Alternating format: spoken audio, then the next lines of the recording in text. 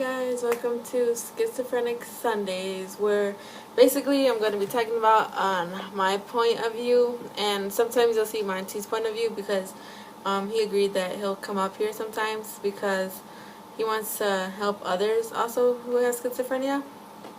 So I guess let's start. So Monty, I'll introduce myself. I'm Chelly, and I am a wife and spouse, I guess some people say, of a schizophrenic. And my husband is 22 years old, and he was diagnosed when he was 21 years old. It all started, I think, I'm pretty sure I would say about a year ago, that he used to work at this company, and I guess I would say, call it paranoia. He used to think that, people were name calling him and all this stuff. And so I would think that's when it basically started, because I never realized that till now. And so let me start over. Not start over, but he used to have this big thing where he thought people were talking about him or calling him cocky and all this stuff. So that was at his first job, not his first job, but that was a job that started in April, I believe, of last year. Or not even last year. I don't know if it was, now I really don't know. I believe it was last year. And he was there for like a few months, worked there, and then, he just not quit, but somewhat quit because he was hating that people were talking about him, and he just thought it was rude and stuff. So then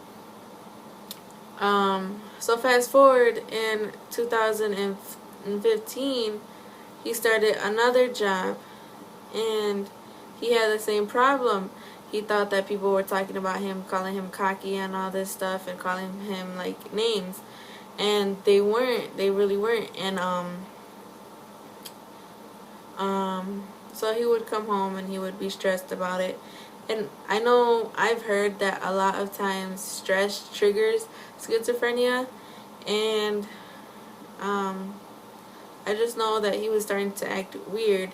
Like, back then he used to be paranoid that people were calling him names, and last year in 2014, and then it subsided, and he started working again at this new place, and the same problem started happening. So he got really paranoid and he quit because he was like tired of it and all this stuff. And it used to happen everywhere. Like his paranoia started getting bad, I would say around earlier this year, around February, March, and he started work in April, I would say. So yeah, it's been going on for a while, but he admitted himself in May into, they call it, some people call it the mental hospital. It's called the psychiatrics. There we go. And he admitted himself into there. But so it was starting for a while, and now that we know what it is and all that stuff, now it makes sense, to me, like, oh, this has been going on for a while. So, 1 second, I'm going to try to get some more light. I thought the lighting would be better, but I guess not. So, anyway, so that's been going on for a while and stuff, and, so it started getting, the signs we were seeing is that, he was getting paranoid. He wouldn't talk like he used to. If you guys know, I don't know if you guys know, but Monty's an outgoing person. Like, he could sit on a bus and end up starting a conversation with the person next to him. Like, he's outgoing. That's how he's always been. And he's pretty chill. And then, like, a few months before he admitted himself in, he started acting different. Like, you would talk to him and he would just give you a blank stare, and it was awkward, like really awkward. He started being really awkward. And so he used to, give blank stares and stuff. Like, you talk to him and he would be like this, like, just like staring at you for like a while, and like someone who dazes off, like he doesn't even know what's going on. And so that's one of the signs too. And yeah, so he would get paranoid, and he used to think that, you know, people were following us all the time in the car, and that someone was out to hurt him and stuff, and all this stuff. Well, like, to me at the time, I didn't think, like, I thought it was like nonsense, you know. But it's just like, I never doubted him for it. I was just like, are you sure? You know, I was never like, you're crazy. So I just told him that everybody deals with stress and all that stuff. So then he was supposed to work one day. He got up and he got really paranoid, to the point of the fact that he quit his job, and he walked away from his job, and he actually went to my parents' house, which is, you know, his mother-in-law, father-in-law house, and he actually went there before he came here. My mom called me the next morning and was like, hey, you know, your husband's here. He's, you know, paranoid, but he said that he feels like he's going crazy. And he told me the day before that, before he admitted himself in, and I was like, you know, it's okay, just, you know, go to sleep. Well, you know, everybody deals with stress. You'll have a new day tomorrow. And that same new day was the day where he really had his episode and was decided to check himself in. So we went to, like, I don't forget what it's called. I think it's called like the mental something or something. And there is like where they check you and all this stuff. And he got so paranoid that he was trying to bust down the doors. Where there, it's like good thing they have automatic locks on it and stuff, because of, you know, for situations like that. So then, since he got paranoid, they had to put him on lockdown. Not like straight jacket or anything like that. More like he had to go to the psychiatrics. And it wasn't, to me, from, I guess, a normal person's point of view, or the everyday norm, it didn't seem bad. It did just look like, you know, dorm rooms. You get your own bathroom, you get your own room, you get meals, you know. To me, it didn't look bad. But to him, even till this day, he will be like, there's a lot of things going on, and, you know, you don't understand. And when he talks like that, it makes me feel like, you know, like the movies where people think like, what if they do this, you know what I mean? So I will never really know, I guess, if anything, you know, goes down there or went down there, because, you know, who knows? You really don't know unless you're a patient staying there, you know. So I'm just like, okay, you know, like, sometimes, I don't know. So I feel like, in my point of view, I don't know what to believe. But, yeah, so, you know, he gets paranoid about that still. And so, beyond that, he only had to stay there for 4 days. That was the original plan. And then he can come back home. Okay, well, the original plan was for the mental, when we first checked into, like, one of the mental health something center or whatever, they, you know, ask you how you feeling and all this stuff. And then he got put on lockdown. And most of the time with the mental health, you know, they'll give you a prescription until you're able to see a psychiatrist. Well, he ended up, like I said, he ended up freaking out. So they had to put him on lockdown. They took him to the psychiatric hospital, which the people were really nice there and all this stuff. I liked it. Like I said, from our point of view, we're not paranoid, so it's not a big deal. Where to my husband, it is, you know.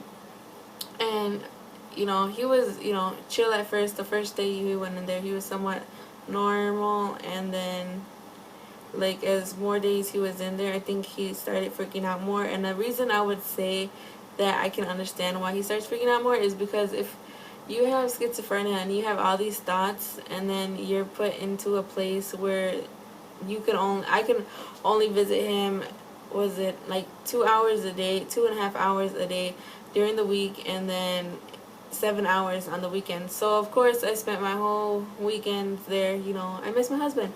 And so I used to see him every day, and I think except for one day, and that's because he was sleeping most of the day, like sleeping all day. And so yeah, so in the beginning, he used to call me all this time saying he missed me, and then later on, like, the calls started stopping, like, they just stopped. But either way, I get to talk to him and see him because I show up. And it's because, you know, he got paranoid, like, the thoughts, like, I'll get asked if I'm able to share the thoughts, but the thoughts that he had was, you know, just like, he didn't know that I was still, I guess, existing. And so that's why he didn't call. And yeah, so I don't know, there's just like it's like a long story.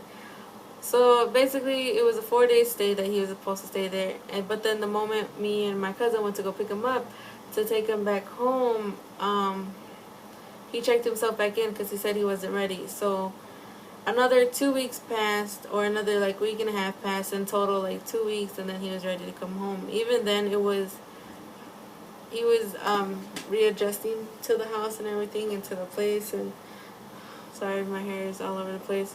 So readjusting and everything, and now it's like, now it's not too bad.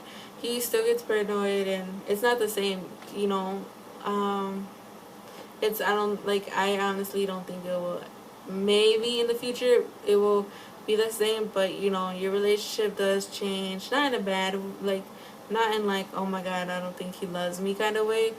It's more like, you know, you're doing more of your part now, besides a wife. You know, you're caregiving, which, you know, you're supposed to do anyway, but it's just like, it feels like you're taking care of somebody, which, you know, it's not bad, but it does put a halt on your life, kind of.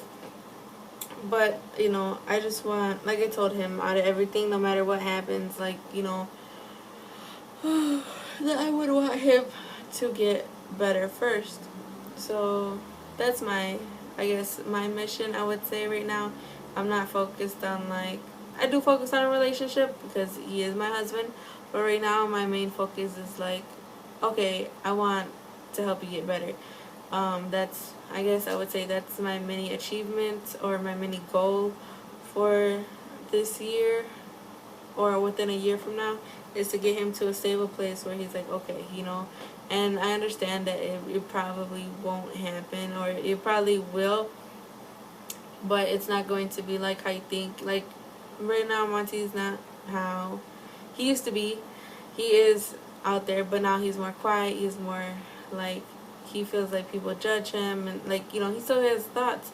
And even though he has medication, the medication is not going to help take away everything.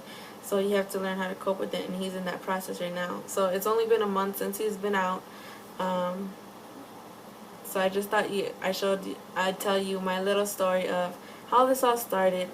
But yeah, so stay tuned for next week for Schizophrenic Sunday, and I guess I will talk to you about I don't know, more about I think next week is when I'm really gonna talk about, you know, from a spouse's point of view.